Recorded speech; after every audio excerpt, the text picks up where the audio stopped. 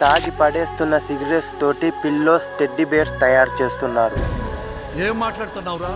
ప్రతిరోజు మన ఇండియాలోనే దాదాపుగా 60 కోట్ల సిగరెట్లను కన్జ్యూమ్ చేస్తున్నారు.